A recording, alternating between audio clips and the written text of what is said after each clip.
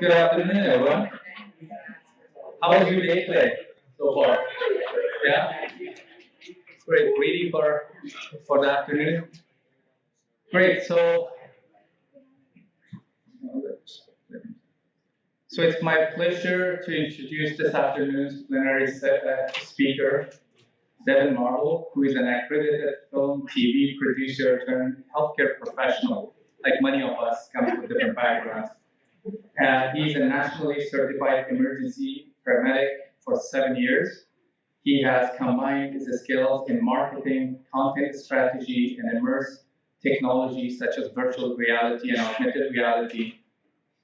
And he has trained thousands of paramedics and nurses over the years.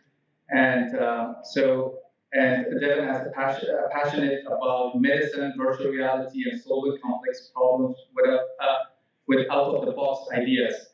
He also has a YouTube channel that is more than 30,000 subscribers, so she's going to talk about that as well.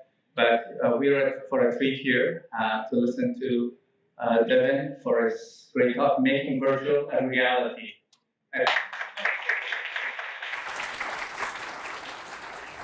Thanks, Farouz. Hi, everybody. Are you guys having fun at SimGHOSTS? I'm having a blast. And I just want to say thank you. I'm extremely honored to be here, to have your ears and your attention. It's very valuable to me, so I really appreciate it. I've got this fancy camera that's going to follow me around, which is kind of cool. So Farouz gave you a little bit about me. I'm an educator. First, I'm still adjunct faculty over at Pima Community College. I started out like in Hollywood and stuff and realized after 10 years that I wasn't helping anybody but myself. And so, broke as a joke, I asked my dad to pay for my EMT certificate.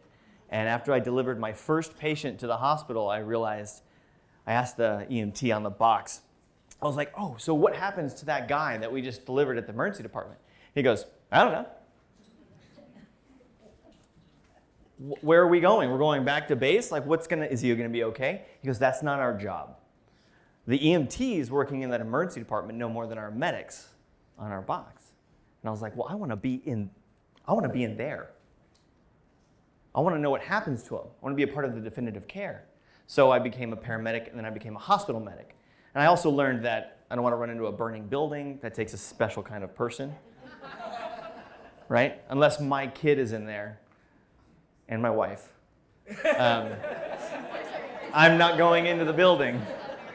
I'm going to change that in the recording. I'm going to start with the wife and then do kids.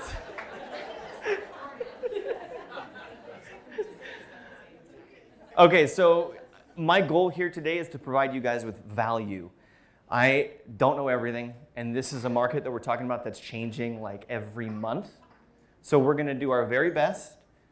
And if you want to get started with virtual reality or virtual immersive technologies, tomorrow you can, hopefully after this. Okay, so what you see here is called like a word cloud. Wordle, sometimes they call it, and it's going to show you all of the most important words from whatever it is I dumped into the text file. And I pulled this from a study called Next Generation Simulation, and you can read the rest right here. And here's the link. I'm pretty sure they're going to supply these PowerPoints to you guys. I recommend you check out this study because it's all about the barriers to entry into the VR market. It is someone speaking your voice about why this is so hard.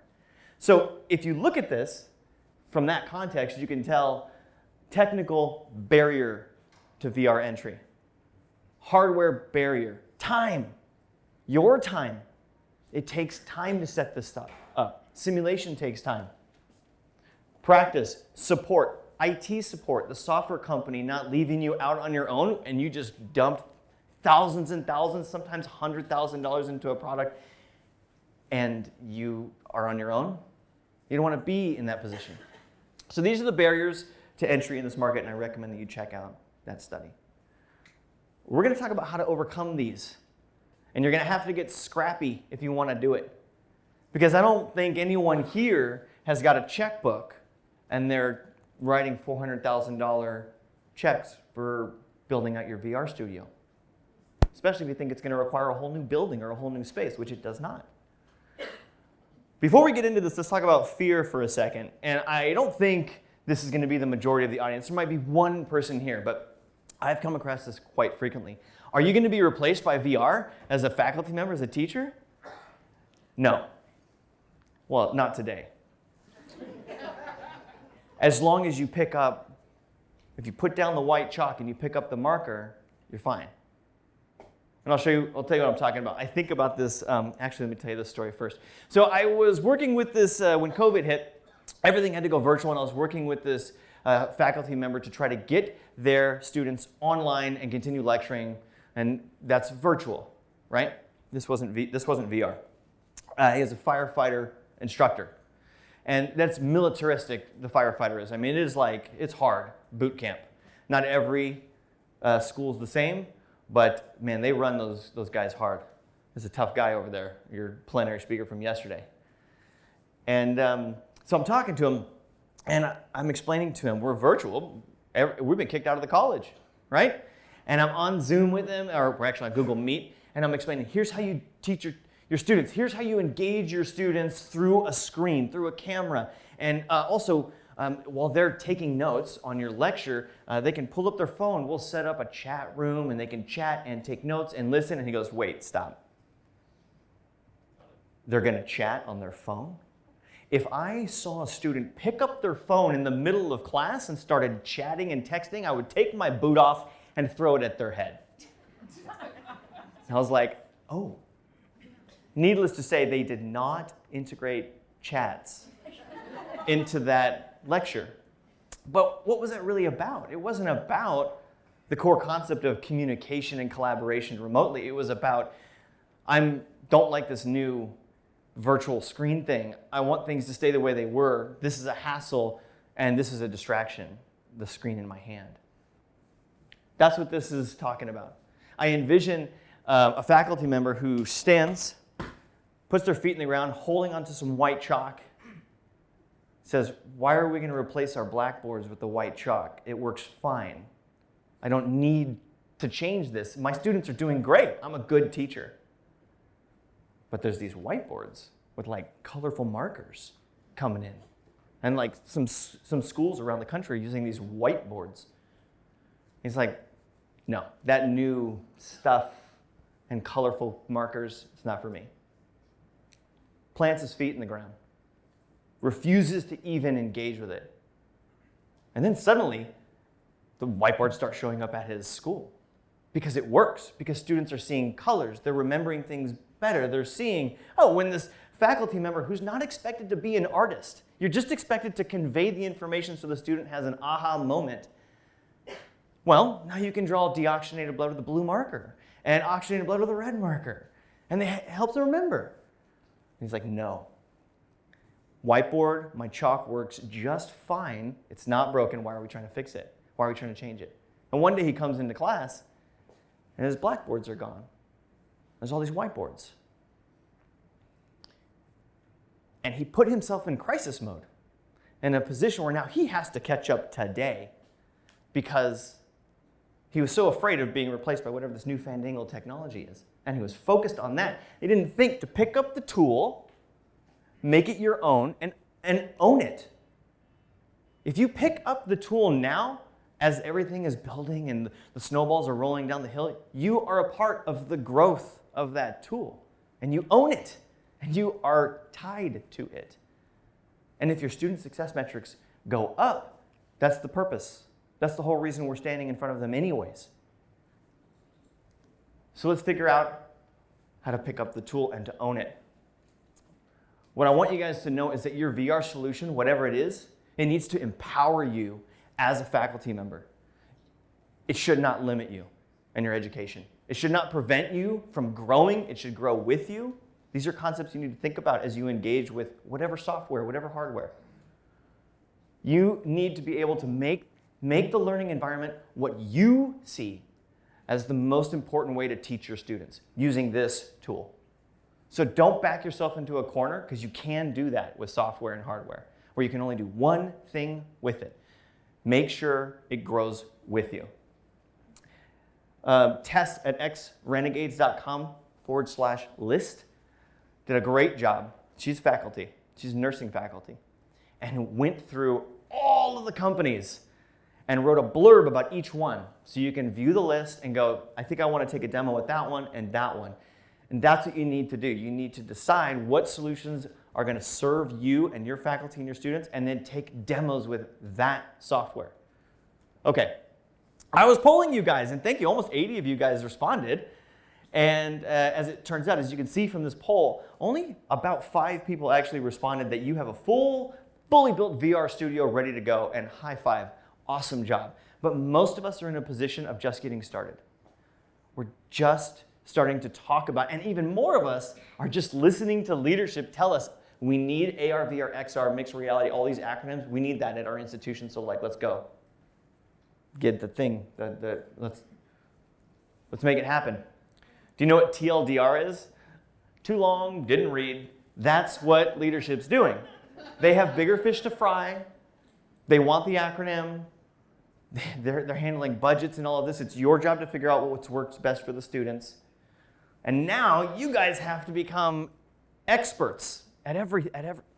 Come on, Mike. You have to become experts at everything. So when talking about implementing immersive technologies, let's just start baby steps. The acronyms. What do the acronyms mean so you can convey that information to the right people and you don't accidentally have an $80,000 disaster story, which I'm going to tell right now. So I'm walking down the hallways at a college, and I'm helping them implement their VR solutions, building out their VR studio.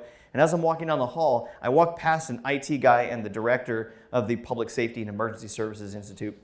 And what I hear is Microsoft Surface Pro augmented reality. And I was like, what? I'm sorry. I didn't mean to overhear your conversation. What did you say? Microsoft Surface Pro and AR? What's happening? And he said, oh, well, we're going to buy some Microsoft Surface Pros. And we're going to make sure that when we spend that money, we buy technology that will grow and include augmented reality, because we want AR for our students. And I'm like, interesting. What's the reason for making the purchase? He said, because they're getting an ebook. Oh, okay, wait, I got it. So your students are getting a new ebook for this new course. And so you're going to buy technology for them, and you're like, let's really buy good technology for our students. We're going to get Microsoft Surface Pros. It's got Pro in the name. Well, those are basically computer tablets. They run off Windows, like Windows Lite. They don't do AR at all.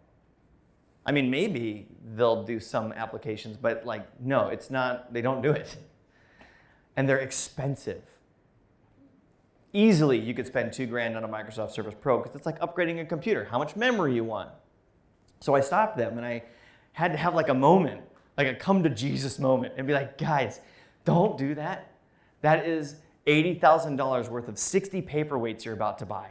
Also, the Microsoft Surface Pro, don't do that, period. It's a paperweight, but that's an opinion. Okay, so we're talking about it. Turns out what they actually needed were iPads, because they wanted to be set up to be able to project augmented reality things on the desktops for the students, but they wanted to be able to do the ebooks. IT had 400 brand new iPads in a charging station ready to go. Checked them out to the students, problem solved. But they still had the surplus budget to spend. So they bought a VR flame firefighter training system for their firefighter cohort. It's the only one probably in the state. That was a good use, because now those students have ebooks and they can do VR. And they didn't accidentally buy a bunch of paperweights. Okay, so what's the difference? There's a huge difference for you guys and educators. There's price difference. There's the ability to be able to see your students, or your students be able to see you, because you can't see through VR glasses, but that's augmented reality. So let's look at this. $3,500 is a Microsoft HoloLens. It does not do VR. That is AR. It's an excellent piece of hardware. It is laser specific for what it does. Don't just go buy one if you don't know that the software applies to your needs. You start with software, not with hardware. There's the Quest Meta 2 headset that just went up in price on August 1st. It's now $400 instead of $300, which is honestly neither here nor there. That's okay, $100 for what we need to do. At least it didn't triple or quadruple or anything like that. Okay, so That's VR, the Quest Meta headset. All it does is virtual reality. It doesn't do augmented reality. You need to be able to see through it. And some things like this, with like cameras, it's called mixed reality, MR, and that does both. It does both of them. So like you can project things in front of you and see through it, and you got like a shoebox on your face, and you only walk in circles because it's really heavy on the right. It makes your eyes sweat. And this is 6,500 pounds because it's overseas. And then this is 360 VR. They're like 20 bucks. You can go get them at Target. Highly recommend it. It's fun. That's for like watching movies. You put your phone in it. That's why it opens up. That's why it opens up. You put your phone in it. It's got like magnifying glasses. When you put your video on YouTube or you look up like roller coaster 360 VR on YouTube, I highly recommend it. It's a good time. And you just hold your phone up to your face. You hold your phone up to your face. You can look around. It tracks your head. And you ride a roller coaster and then you throw up. It's great. And then this is also VR. This is the Vive headset. And this is about $1,200 to $1,500. This is a powerhouse. That machine will work for you. You can drop it and it'll be okay for the most part. It requires a computer though. You have to plug it in. It doesn't have brains in it. Like the Quest runs on the same thing that your phones run on. So it doesn't need to be plugged into a computer. You can, but it doesn't have to be. Okay, so let's do some don't do this. Don't do this. Do not start with hardware. Start with software. This is how you avoid the $80,000 Microsoft Surface Pro disaster. Do not pitch an idea. Show the idea. Request the demo. If you took a virtual Zoom demo with a potential product or a software company and you ask, they will send you a headset. They will let you try it. You know why? They're only 400 bucks. They're $400. They're usually locked down. What are you going to do? Keep it and then they shut it down remotely and you're like, great. Paperweight. It's okay. They'll send you a headset. They'll send you a headset.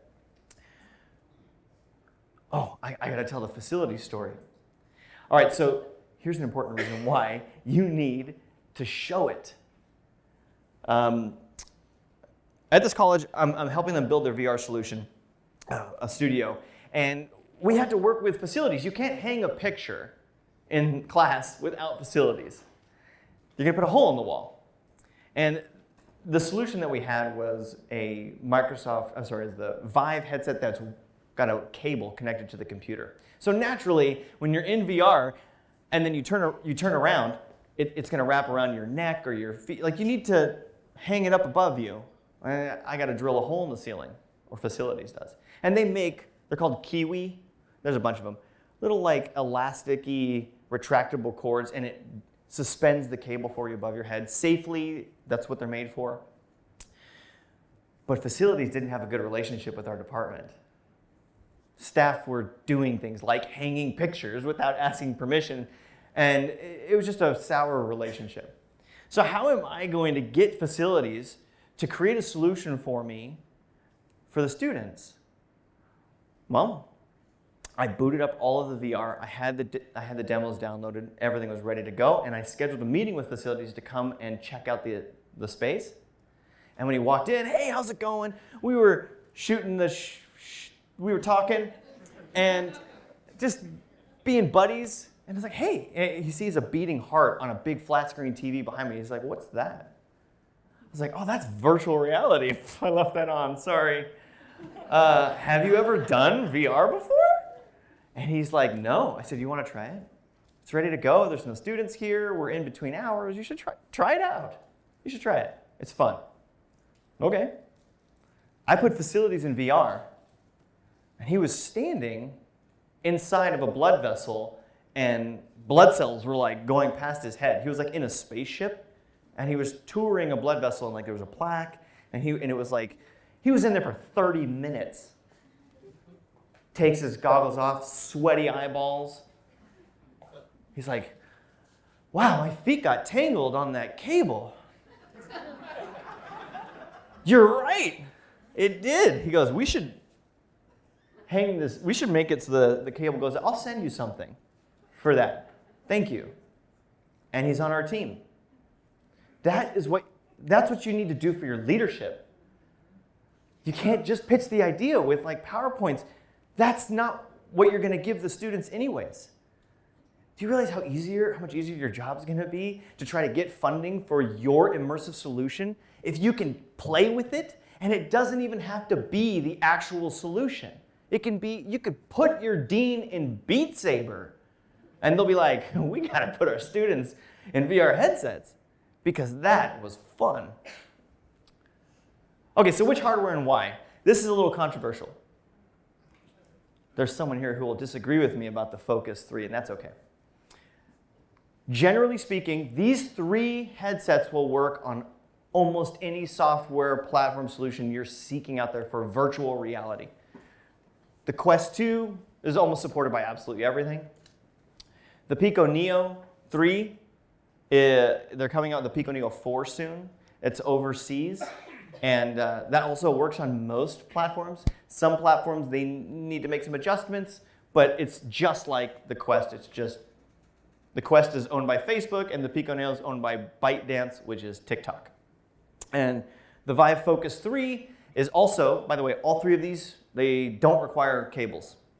And the Vive Focus 3 is by Vive, HTC, and it's like $1,300, and it's just really expensive. It's actually almost, it's a little more powerful than these other 2, but like you won't be able to tell really for what we're trying to do. We're not gamers. And so the benefit, the reason why that's on the list is because I have yet to meet a software engineer who had a real issue putting their platform on the Vive products like they have with MetaQuest or Pico. They have issues getting them on those Android platforms. And they get overcome. There's release notes and updates, and the issues get overcome. But Vive, it's almost like Vive didn't even need to do an enterprise solution. They just have one type of headset. It's consumer and enterprise. Everything gets downloaded through the Steam store, which is like the Apple App Store for VR stuff and games. And you just download what you need. Versus Oculus Quest, they just killed the enterprise. But before they killed the enterprise, you had 2 different kinds. You had a consumer one, you had to go on the store, search for the game, download it, or you had to make a request through the application platform for a software push from the developer to your headset. And it was clunky. When to buy augmented reality? So I have strong feelings about this because we are at a tipping point with augmented reality. So my opinion is unless you have a specific need for augmented reality that solves a solution for your students now, wait. Because the HoloLens is expensive, it's extremely powerful, but it has a lot of applications on it, but a lot of them are very industry specific and may not just serve your needs. So you will buy it, you'll have AR, and there'll be nothing on it. And then you get something on it and it doesn't fit in your curriculum. And it's expensive. So Apple and Google are doing this work for us, and they're pushing the industry just like Quest did with Facebook. Thank our lucky stars that these billionaires are innovating on this hardware for us so we have so many options. So when the Apple glasses and the Google glasses are starting to come down the pipeline, Magic Leap 3, I'm going to get to test the Magic Leap 3 ahead of schedule. I'm excited about that. And it's coming. Well, when those come, they're going to be consumer level. It's going to force manufacturers and software companies, force manufacturers to make it more affordable. And that's how we ended up with the Quest. And that's coming with augmented reality. So my recommendation would be to pause if you don't have a specific need, if the HoloLens doesn't solve your need, okay? If it does solve your need, awesome, because it's awesome. The HoloLens is very cool. Okay, so I also asked you guys some other questions. What is your problem? This is straight from the Wova app. And Mary, are you here? Is Mary here? Woohoo! Hi, Mary Lee. Hi. So nice to meet you too. I still have a file to send you. You do? Oh, we're gonna test. Yeah, we're gonna have some fun. Yeah.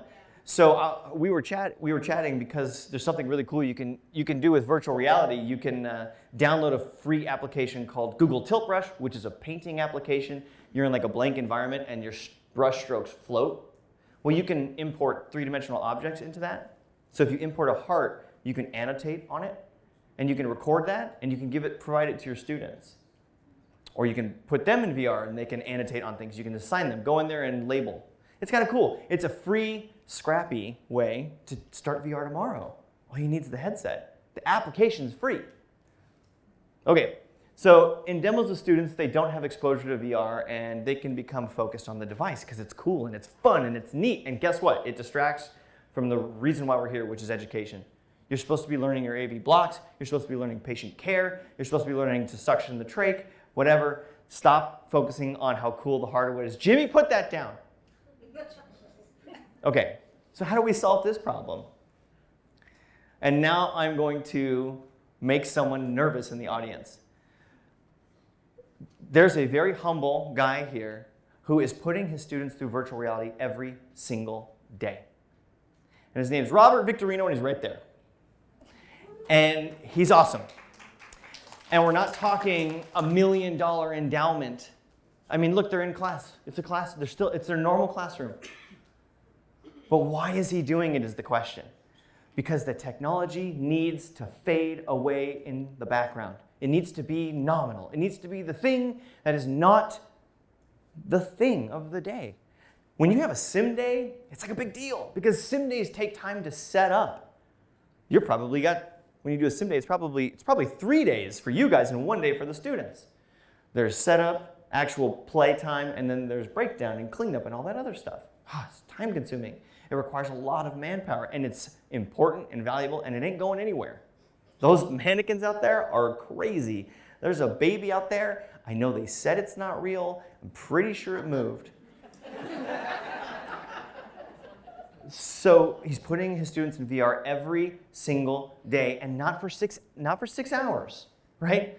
You're tasting it every day. It's not about the tech. It's about what's inside of it. That's how you solve that problem.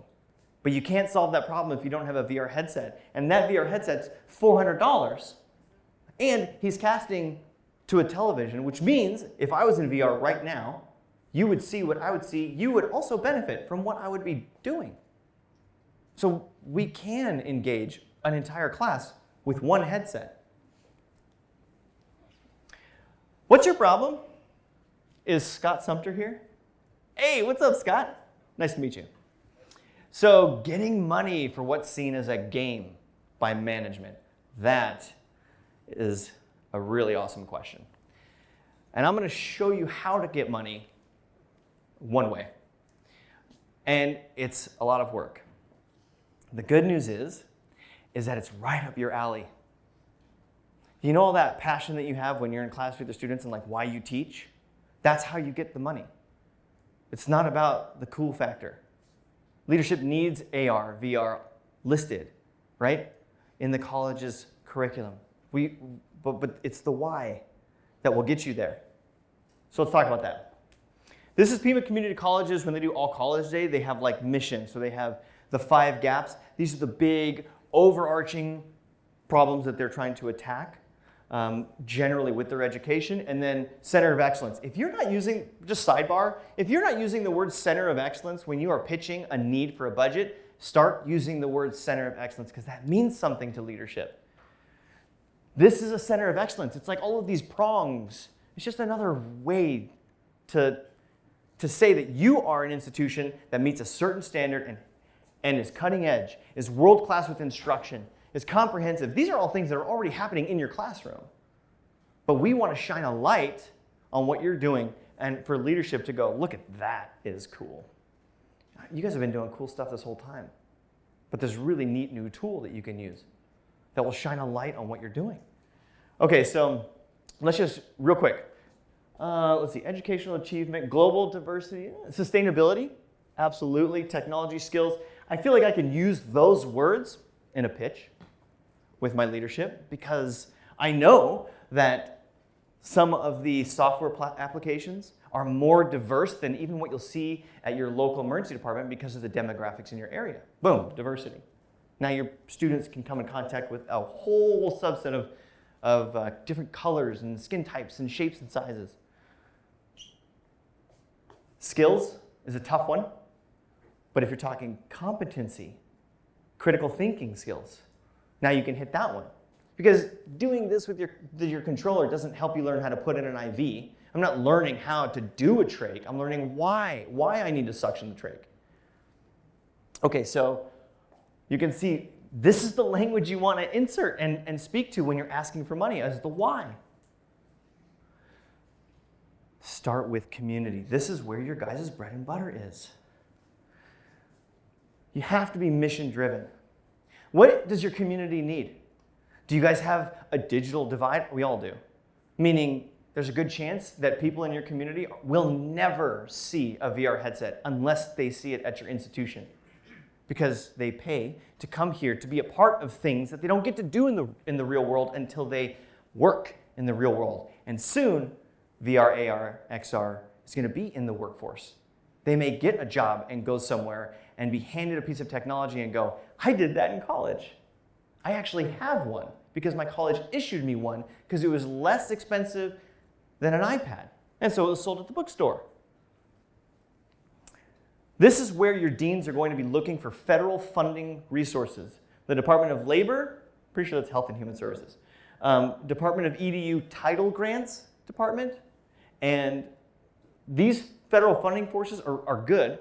And when this happens, when you engage with them, so like you're making the pitch to your dean, that's the person, you're making the pitch to your dean, and they're ingesting everything, this is where they're looking for money. So what I'm trying to say is the offices of sponsored projects, or the grants office, has a website with language of the types of things that their funding works for. So it's always about the state need and the city need and the community need. And you can speak to that because guess what? You guys are serving the community. You guys are serving the students of tomorrow or the workforce of tomorrow, right?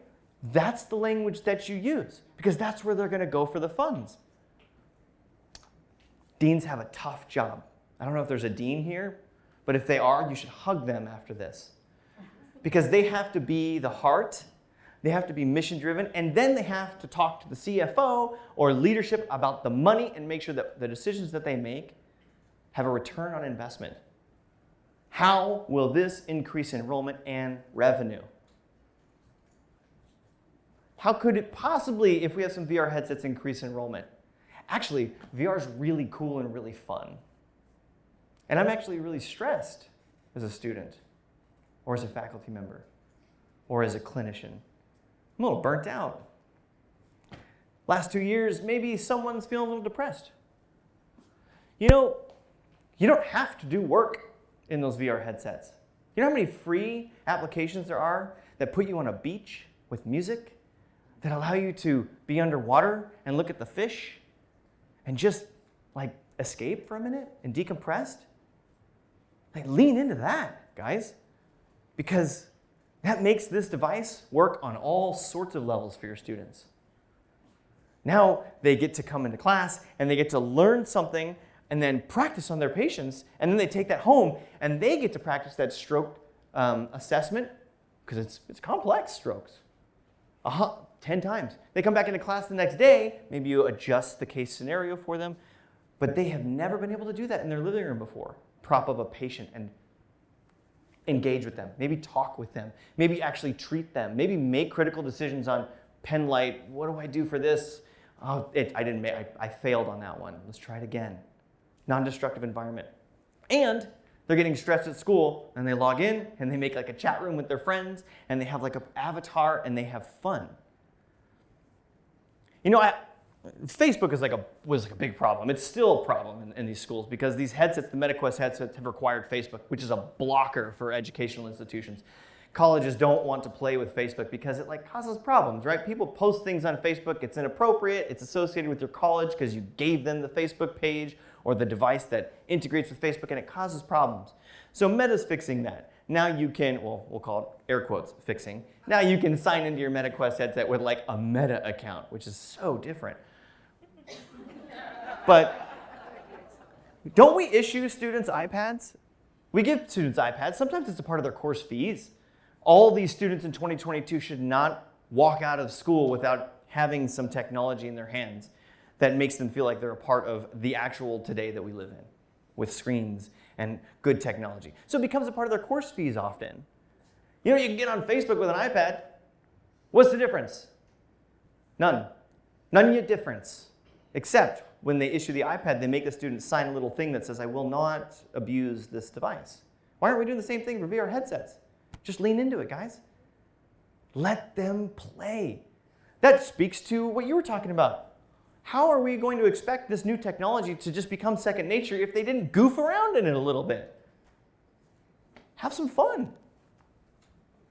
But recession, the Fed's raising rates, consumer spending is going down. This is the worst time to ask for money.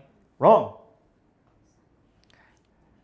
Times have definitely changed. This is a quote from Amanda Avens, Academic Dean of Workforce Development at Pima Community College. Because I asked her this question before here, because I'm like, I got to speak to this.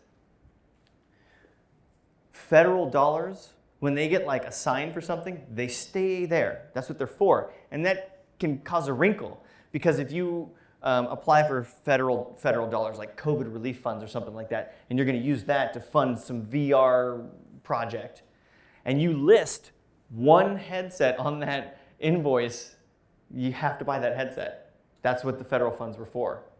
So just be strategic about that.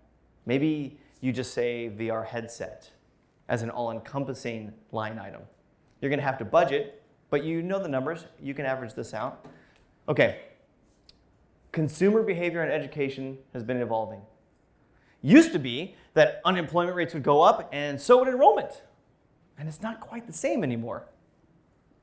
Training quickly with high quality is key. That is where our resources need to go. This is leadership telling us that is what I'm trying to spend money on. Our enrollment rates are plummeting. And it's not necessarily because COVID. It's because students aren't feeling like they need the degree. They can go get the job with the certificate. So we need to train them efficiently and quickly, which means that we need to pick up the marker. We can't end up in crisis mode in 5 years, and every other college is spitting out students faster. They're able to reduce, they're increasing their success metrics. Students are coming out with better grades. They're just doing better because they remember things better. Oh. Okay. You got to go to the heart of why. Oh, I just turned it off. Hello? I muted it. You got to go to the heart of why. So I just Googled this. This is like top 5 reasons why you would choose VR. There are so many reasons.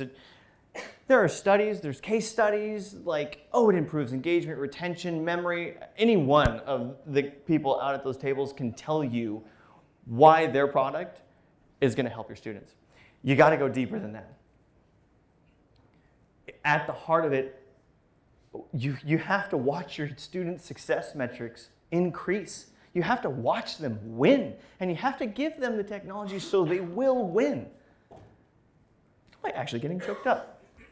So let me tell you a story about AV blocks, okay? I had an instructor, and when he was going through paramedic school, he had a real hard time with AV blocks. Like, cardiology is my bread and butter. I love it. Med math, not so much. But I really enjoy the ECGs and all of that stuff. And so he's learning his AV blocks. He struggled with it in paramedic school. And then he became a medic. He got through it, and he became a seasoned medic, okay? And now he has to teach it. He started teaching. And when he was teaching his lecture on cardiology, he got to sign that lecture, and he's going through the AV blocks. He's trying to remember the Winkenbach, the walking away. Oh, shoot, why is it walk away again? Or no, wait a minute. And he's trying to remember the acronyms and the names for it and explain why they walk out. And now he's like, let me draw it. And he's drawing it out, and he's not an artist, but he's doing his best. And the students eventually get it. But he learns differently. Students learn differently. One day he comes into the VR studio, and I say, hey, do you want to see an AV block in virtual reality? Yeah. Okay. By the way, this guy's 6'7". He's like this. So after I get on a chair and I put the headset on him, he was in that headset for 45 minutes, which is hard for me. He was standing inside of a blank space, and there was a heart bigger than him, and he put his head into the atrium and watched the SA node conduct down to the AV node, and nothing went through. And the ventricles didn't depolarize. And then he watched the SA node conduct down and go through, hit the AV node, and then it conducted, and they depolarized. And he looked to his left, and there was a little ECG, and he's like, holy crap. That was a 2nd degree type 2, wasn't it? Yep. He came out of that, and he said, I will never forget that. That is what I just got chills. That is what we need to give to our students. I don't know how many of them are going to become cardiologists, probably not a ton. So I don't think they're going to get to stick their head inside of someone's atrium. I don't know what cardiologists do. They knock us out, propofol, you wake up supposedly better. We can put them inside a heart. You can put them inside the lungs and see COPD and watch the tissue turn black and be like, oh, wow, those bronchioles got tight. And I can see the air's not coming through. That makes sense. I'll never forget that. And then the next day they come in for their test, and guess what? Your student success metrics go up because they passed that stupid cardiology exam that they are having a hard time with. But now it's fun. And if you can convince your institution to let your students have it, not just check out the headset, if it becomes a part of their course supplies, their course materials, they get to do that all the time and teach their brothers and their sisters and their friends and play games and have fun. Okay, so quick review. You got to go to the mission. Your dean is the person to talk to. You have to use leadership's language back at them, okay? And you don't have to ask for so much. You have to have the device. You have to show them, okay? Don't send a request up to leadership and then they go, okay, we'd love to see this, and you're a month out from a demo. Don't do that. Start the demo. What's the worst that could happen? That the budget's not ready yet, it didn't get approved yet, you went the demo, it came and it left. Great, record it. You can record your POV. Pull the MP4 off that headset. Save it. Have someone hold up a phone and record you doing it and cast it to a screen so they can watch. Have a student watch you do it, or put a student in the demo. And watch them have a light bulb, and then use that for your pitch and show the dean, look, Susie Q was freaking out inside that heart.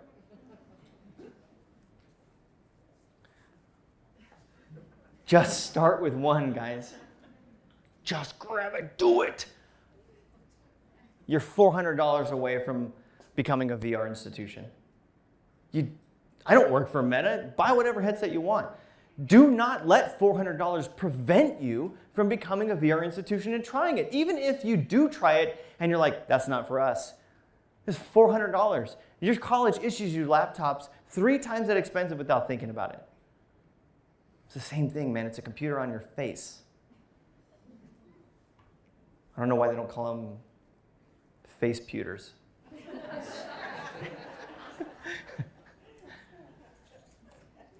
You got to put stakeholders in VR. Ensure student success metrics are measurable. Measurable student success metrics. Oh, this is an important one. U.S. Air Force. I was working with them on a VR study, which I'm going to show you in a sec. I know we're running low on time.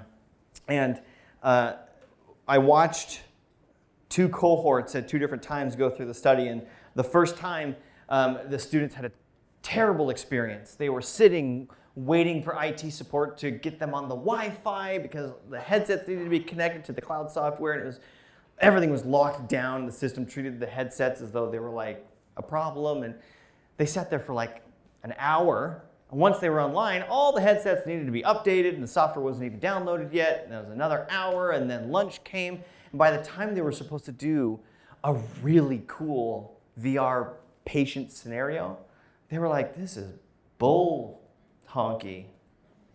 I have a test tomorrow. I don't want to waste time doing this. So don't do that. It's your sim day. Have a prep day. Do that before. Integrate with your IT early. And make sure that their experience is at least seamless so they have the opportunity to have a good experience. All right, guys, you got to get scrappy. Now I'm going to show you what it's like to get scrappy, okay? COVID happens. Come on, clicker. So COVID hits, and no one's allowed back in the college. And then suddenly, some of us are allowed back in the college, but students have to be separated. We had way too many chairs because they had to be like 6 feet apart. So they moved all the into the building that was supposed to be our VR studio. Son of a... So you know what I did? I put in a request with facilities to have the chairs removed. I waited. I emailed a couple of times, let my dean know what the problem was. 4 months went by, they weren't moved yet. And so I said, this isn't gonna happen. We're just gonna wait for COVID to get over with. When I get back into the college, I'll fix it then. No, that is not what I did. I went in there and I moved those chairs. Not for me, for the students. They are missing out. We had already purchased 2 headsets, just 2. It was a nominal investment. And they were sitting there becoming paperweights. I moved, this is the training rope for the firefighters, and they gotta like work out and stuff. I just stole it, asked for forgiveness. We were limited. We didn't have 150 headsets, but that wasn't gonna stop us from training our students. We're scrappy. No, we were gonna make this happen. This is exactly what you guys do every single day when you teach your students anyways. You just have new fun tools to do it with. I rearranged all of the tables.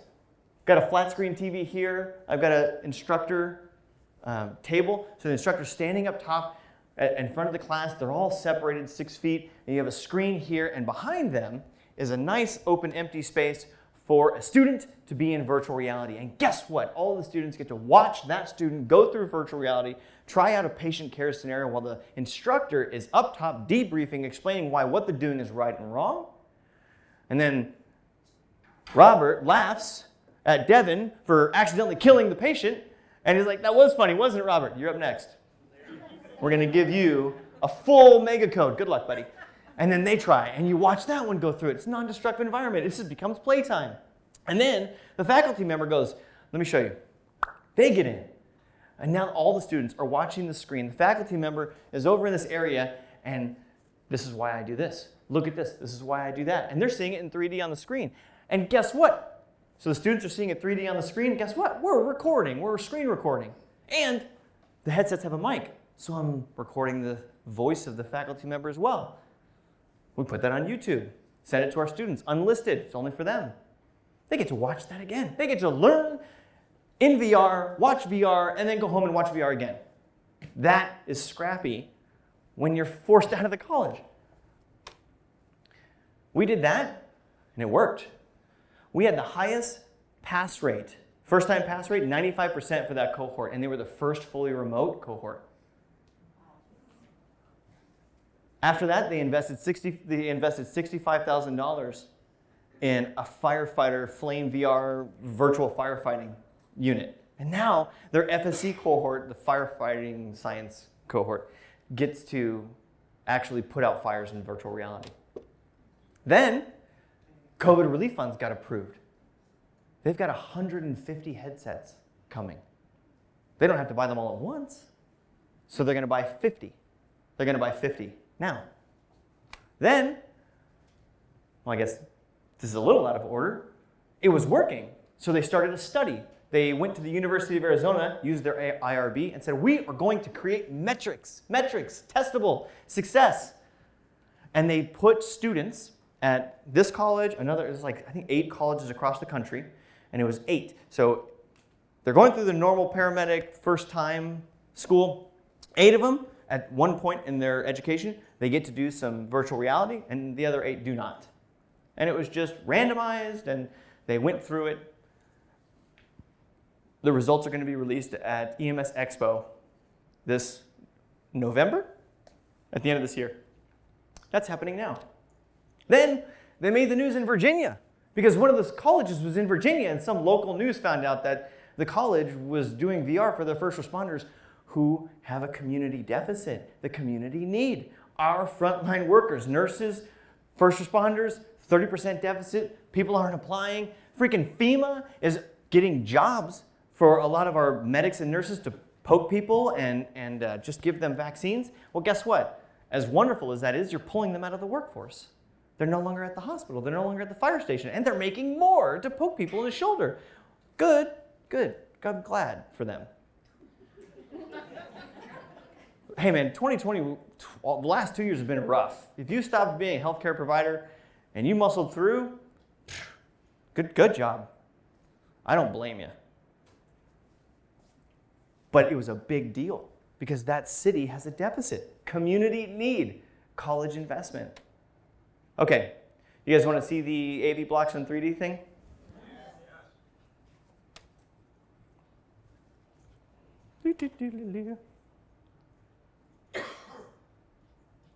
I pulled it up. Oh, it's on Microsoft Edge. Who uses Microsoft Edge? Okay, I'll just do like a minute, and then I know you guys are over on time, so thank you so much for your attention. I want questions, I'll stay. Let's watch a minute or so, and then whatever you want, I'm here for you. And you realize that the P waves are not causing the conduction in your ventricles. It's almost as though your SA node fires down to the AV node. There's a complete block. Then the AV node decides, you know what, I'm going to fire on my own because I'm not receiving any more information from upstairs, and I need to keep the person alive.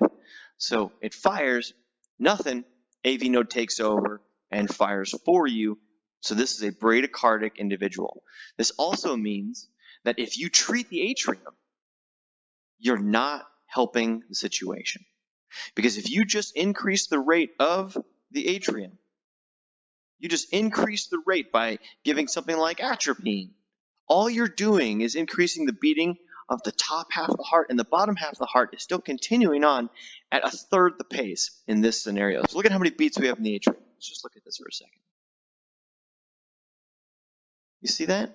Now look here at the ventricles. This person needs treatment. This person is bradycardic. Okay, now let's go back to this ECG. I'm not a real fan of this computer-generated rendering of the ECG, but it should give us an idea. Let's slow this down. So here is the problem with this QRS strip. It's computer-generated, so it's perfect.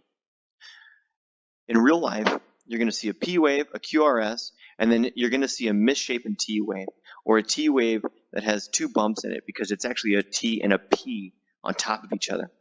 And then another P wave, and then another P wave, and then another misshapen T wave. And what you need to do is you need to march out your P waves, and they're all going to be the same distance apart. And if it looks like a P wave should land right here, but instead you have this weird misshapen T wave, that's actually a P wave underneath the T wave. The P's are marching out, and the QRS complexes are happening on their own. It's kind of represented here. You have a P, slight space. This looks like a normal beat, right? This looks like a normal sinus beat. But then here, it's tighter, it's closer, P, QRST. Well, that doesn't make any sense. And what about this here? There's a P in the middle, and there should be a QRS complex here, right? How come there's no QRS complex here?